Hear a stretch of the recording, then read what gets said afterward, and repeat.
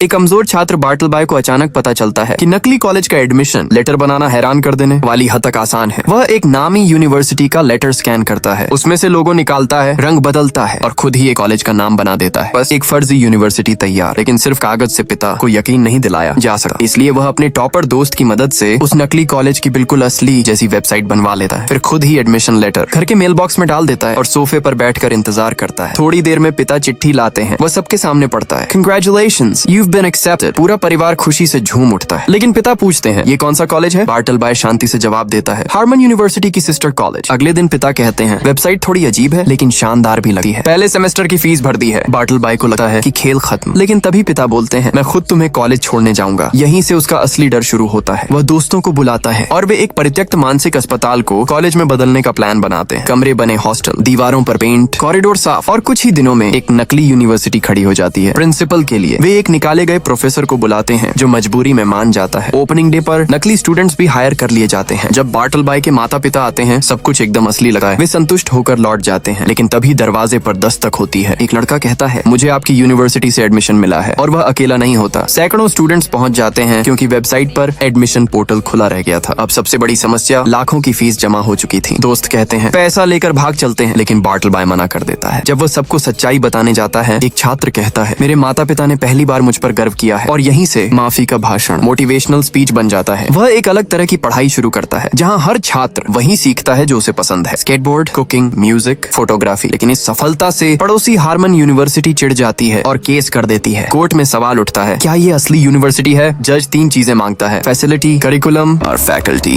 बार्टलबाय साबित करता है, भले ही यह पारंपरिक नहीं, लेकिन यहाँ छात्रों ने खुद को पहचान लिया है। यही थी South Harmon Institute of Technology की कहानी, जहाँ पढ़ाई का मतलब सिर्फ डिग्री नहीं बल्कि खुद को खोजना था।